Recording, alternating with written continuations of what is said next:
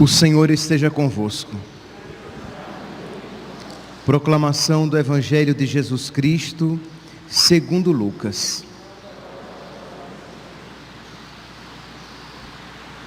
Naquele tempo, João convocou 2 de seus discípulos e mandou-os perguntar ao Senhor: És tu aquele que há de vir, ou devemos esperar outro? Eles foram ter com Jesus e disseram: João Batista nos mandou a ti para perguntar: És tu aquele que has de vir, ou devemos esperar outro?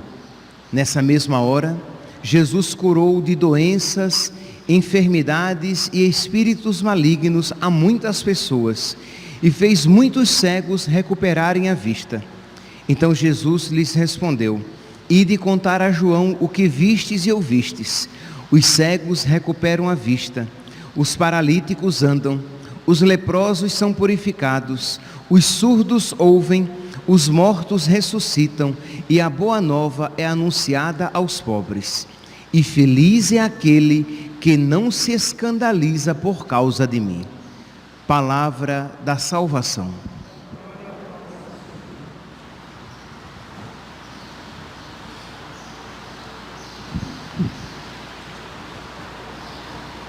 Caríssimos irmãos e irmãs, nós ontem refletíamos sobre aquela realidade de algumas pessoas perderem a fé, desanimarem na fé, diante de dificuldades, problemas,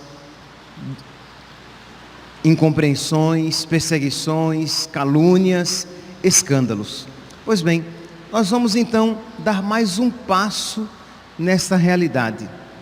Mas comecemos desde o início do Evangelho de hoje, em que São João Batista tem uma atitude aparentemente estranha.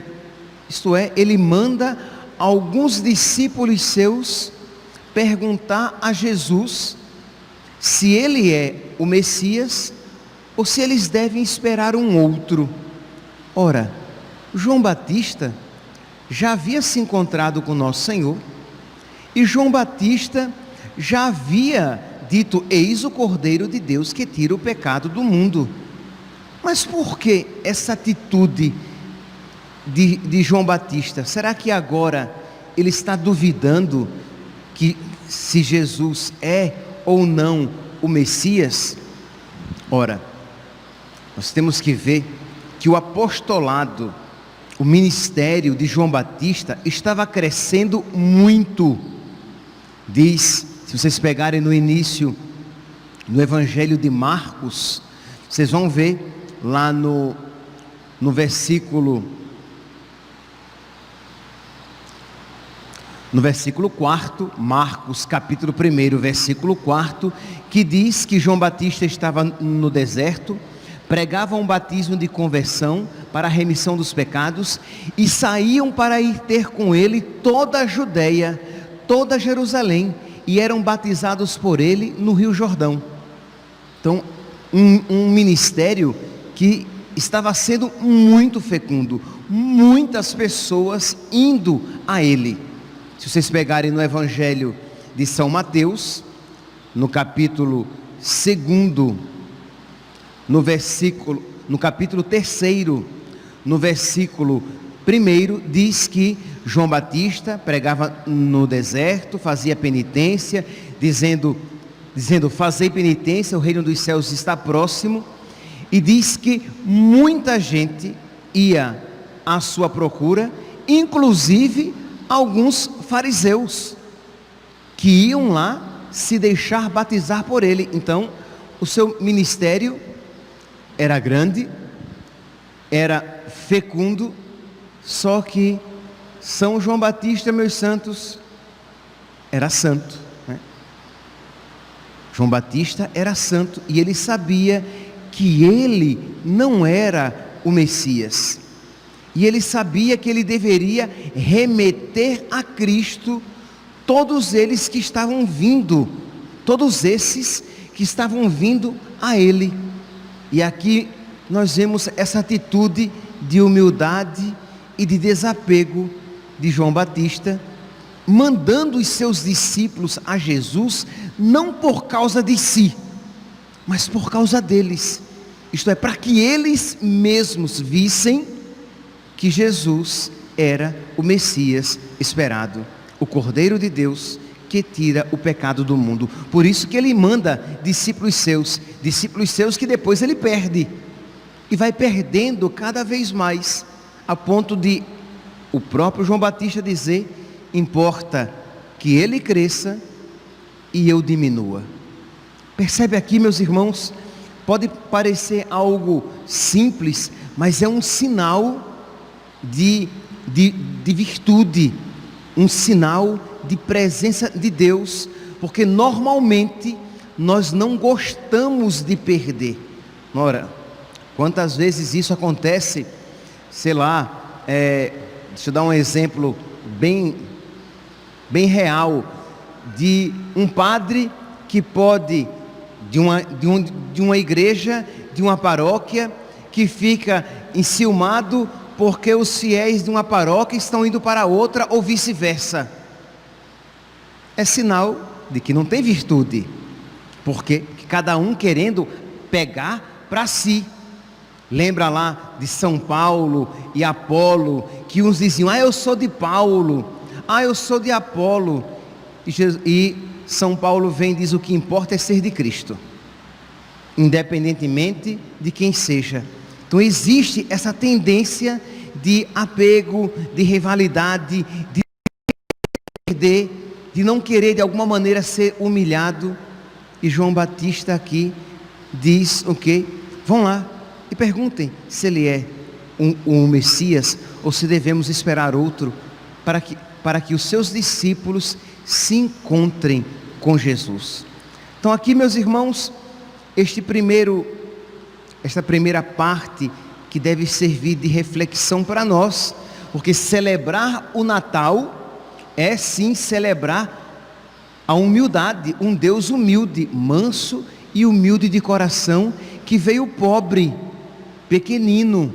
Ele não veio todo poderoso no sentido humano da palavra, mas ele veio na pobreza, na humildade, na simplicidade, na pequenez. De modo que, meus santos, se quisermos ser discípulos de nosso Senhor, precisamos aprender a humildade e a pequenez. E isso aqui é bom que fique bem presente, porque muitas vezes as pessoas não se atentam a isso. Elas confessam pecados outros, mas elas não se dão conta muitas vezes desse orgulho, deste apego, desta vaidade, isto é, de querer ser melhor, de querer ser mais inteligente, de querer ser mais bonito, de querer ser mais popular, de querer ter sempre a razão. Isso acontece muitas vezes em nossas casas, entre os amigos, entre os familiares, e dizer: mas isso está mais próximo do diabo do que de Jesus, que se fez pequeno e diz: eu sou manso e humilde de coração. Pois bem, é a primeira reflexão para que nos ajude a bem nos preparar para o Natal. Mas Jesus, no Evangelho, ele termina com uma afirmação.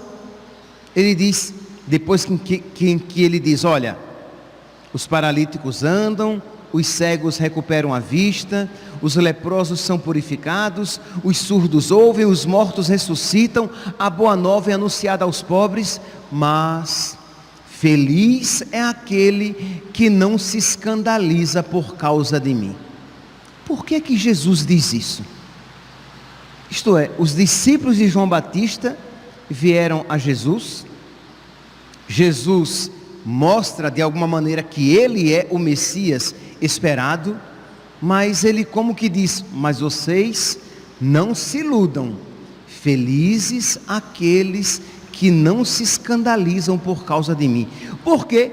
Porque, meus santos, os discípulos, seja de João Batista como os do próprio Jesus no início, Eles têm na cabeça que Jesus é um Messias poderoso na lógica humana, que Jesus é um Messias poderoso politicamente falando, que esse Deus poderoso anunciado aqui no profeta Isaías, eu sou o Senhor e não há outro, eu formei a luz e criei as trevas, eu crio o bem-estar e as condições de mal-estar, sou o Senhor que faço todas essas coisas. É verdade, Deus é o Todo-Poderoso, mas Ele veio a este mundo pequeno e fraco, humilde e pobre, e isso escandaliza e se espanta. Por quê? Porque, atentemo-nos,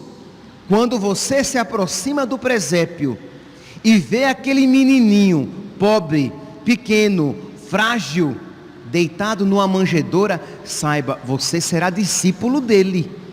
O Todo-Poderoso, o Onipotente, se fez frágil e dependente. Qualquer pessoa poderia fazer mal àquela criança. O Todo-Poderoso, o que fez o céu e a terra, se fez pobre, deitado naquela manjedoura, e nós seremos discípulos desse Deus que se faz fraco, pobre, pequeno, humilde. De modo que, meus irmãos, nós precisaremos conciliar na nossa vida essas duas realidades. Ele é o Todo-Poderoso, mas que se faz frágil. Ele é o Onipotente e que se faz pequeno. Agora vamos aplicar na nossa vida. Então, o meu Deus é o Todo-Poderoso, mas que me permite o sofrimento. O meu Deus é aquele que me ama, mas Ele não me privará das dores e das provações da minha vida. E feliz quem não se escandaliza por causa de mim. Lembra que nós refletíamos ontem a respeito disso? Daqueles que se escandalizam, daqueles que perdem a fé, exatamente por causa deste aspecto de pequenez e de pobreza de nosso Senhor, presente na sua vida e presente também na nossa vida, porque recordemos-nos, o mesmo profeta Isaías, que canta a grandeza de Deus, eu sou o Senhor, voltemos aqui, Isaías capítulo 45, eu sou o Senhor e não há outro, formei a luz e criei as trevas. Isto diz o Senhor que criou os céus, o próprio Deus que fez a terra, a conformou e consolidou. Não a criou para ficar vazia, formou-a para ser habitada. Sou o Senhor e não há outro. Pois bem, o mesmo profeta Isaías, aqui no capítulo 45, vai dizer, entre os capítulos 42 e 53, cantando o servo sofredor, aquele servo misterioso que sofre por causa de Deus. E a igreja vai ver naquele servo sofredor a figura de Jesus Cristo que nós cantamos na Semana Santa. Imagine, no capítulo 45, Isaías canta o Deus Todo-Poderoso, mas já no capítulo 42, ele canta o servo pobre, frágil e sofredor. Percebe essas duas realidades presentes em Deus, essas duas realidades presentes em nós. E nós muitas vezes, ninguém perde a fé quando experimenta o poder de Deus na própria vida. Ninguém perde a fé quando experimenta as bênçãos grandiosas no sentido gozoso da palavra, as bênçãos grandiosas de Deus na nossa vida. Mas nós somos tentados a perder a fé quando a dificuldade, o sofrimento, o silêncio se faz presente. Quando rezamos e a resposta de Deus é o silêncio. Quando esperamos e Deus, humanamente falando, se faz tardar, Ele não vem. Quando clamamos, pedimos e repetimos a nossa súplica, e Deus parece não intervir, não vir em nosso socorro. Isto é, quando nós nos experimentamos como Jesus, abandonado na cruz, ali vem a sensação de que, a tentação, melhor dizendo, de perder a fé, de se escandalizar por nosso Senhor. Mas imagine, o Filho de Deus, quando veio ao mundo, nós poderíamos dizer, Deus não providenciou nenhuma casa para ele morar, ele nasceu numa estribaria, Deus não preparou para ele nenhuma caminha quente, ele foi deitado sobre feno, num coxo. Manjedoura é uma maneira chique e romântica de falar, era um coxo. O que é um coxo? É um tronco vazado, em que se colocava comida para os animais comerem, e o Filho de Deus foi deitado num coxo por sobre palhas. Imagina uma criança nossa, com a sua pele fininha, ser deitado sobre palhas. Imagina, a gente romantiza a coisa, né? E não percebe a crueza do sinal. Mas feliz quem não se escandaliza por causa de mim, quando você se experimentar também deitado sobre palhas num coxo, que você não perca a fé. Quando você experimentar também na sua vida que parece que não há um lugar para você descansar, como não houve lugar para José e Maria e Jesus, você também não perca a fé. Felizes aqueles que não se escandalizam por causa de mim. Isso é celebrar o Natal, porque senão nós ficamos com Jingle Bell, Jingle Bell, com pisca-pisca, entendeu?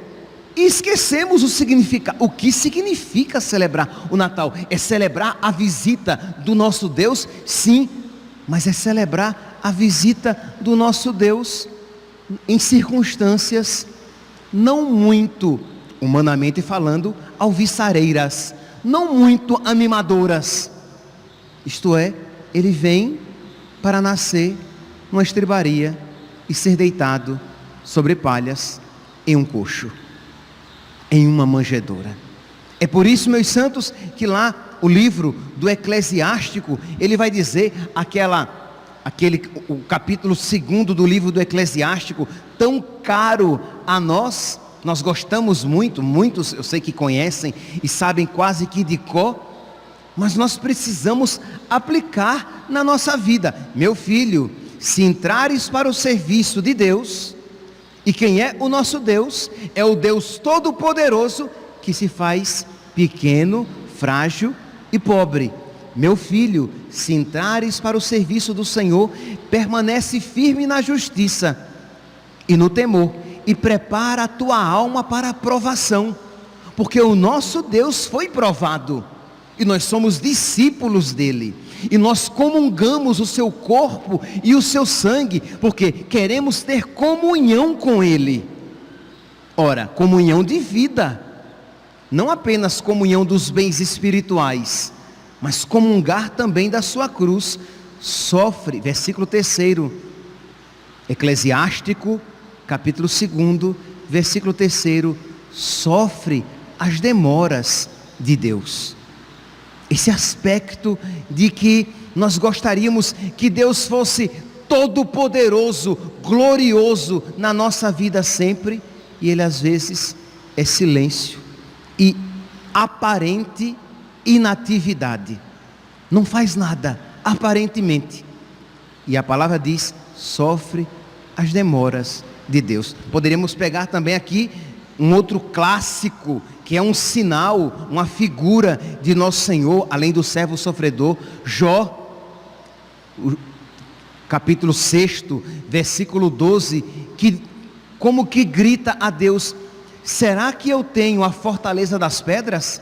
Eu não tenho a minha carne de bronze, isto é, eu não aguento sofrer, a minha, como é que diz aqui? A minha força não é como as pedras, a minha carne não é bronze. Senhor, eu sou barro, eu não aguento mais sofrer, parece que o Senhor não cuida de mim. Não diga isso. Deus está cuidando de você, só que Ele é o Deus que nos desconcerta e nos desconcertou a todos desde que veio ao mundo. Por quê? Porque os discípulos de João Batista e os discípulos de Jesus esperavam o Messias, mas não daquela maneira. Eles não esperavam um Messias que no final de tudo morreria numa cruz, gritando: meu Deus, por que me abandonaste? Eles não esperavam um Messias que nascesse numa estribaria, deitado sobre feno, num coxo, porque o lógico era que ele fosse todo poderoso. Só para dar mais um versículo para a nossa meditação, de Jó no capítulo 7, quando ele diz: a vida do homem sobre a terra é uma luta. A vida do homem sobre a terra é uma luta, e felizes os que não se escandalizam por causa de mim. Meus irmãos, nós estamos fechando hoje, dia 16, a primeira parte do Advento. A partir de amanhã, dia 17, nós já começamos cantando as antífonas do Ó. Nós nos voltamos mais do que nunca agora para a preparação imediata do Natal. Peçamos a São José, que também não se escandalizou com Deus por causa de Jesus. Peçamos a Nossa Senhora, peçamos aos santos amigos de Deus que souberam seguir Jesus, mesmo nas situações mais aparentemente contraditórias. Peçamos que eles intercedam por nós, para que a nossa fé cresça, para que nós tenhamos cada vez mais uma fé maior em nosso Senhor e nunca duvidemos do seu amor e da sua providência na nossa vida, para que na noite de Natal nós, com toda a beleza, com toda a alegria, mas sem romantismo nenhum, nos coloquemos diante do presépio e digamos: obrigado, Senhor, porque o Senhor veio nos visitar. Louvado seja nosso Senhor Jesus Cristo, para sempre seja louvado.